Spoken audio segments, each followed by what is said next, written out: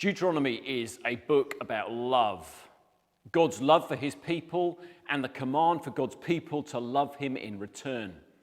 Unlike Exodus and Numbers, which are books that cover many years, Deuteronomy is a book that covers just one day. In fact, just one sermon.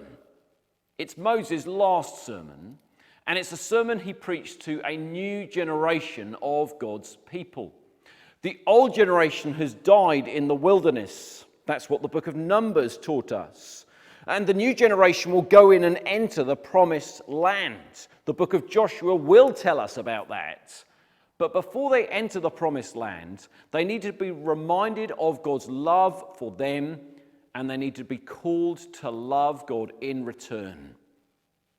God loves his people. That is mentioned time and again in Deuteronomy. His love is undeserved. Israel were unimpressive when God called them and have been unfaithful to God since then. God's love is kind. He gives his people what they need, laws to live by and leaders to care for them.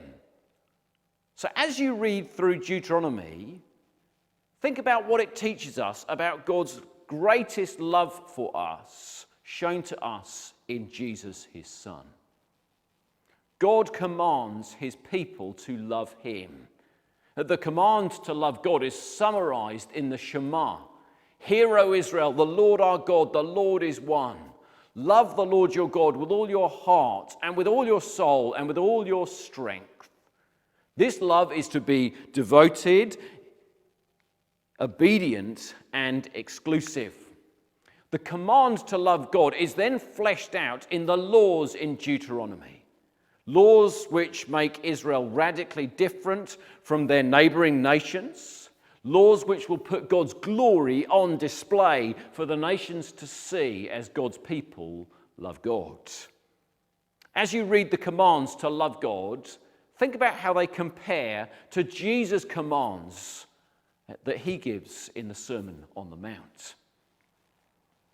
The book is structured in 3 parts.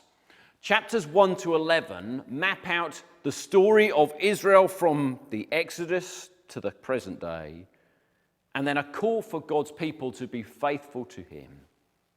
Chapters 12 to 26 are a collection of laws.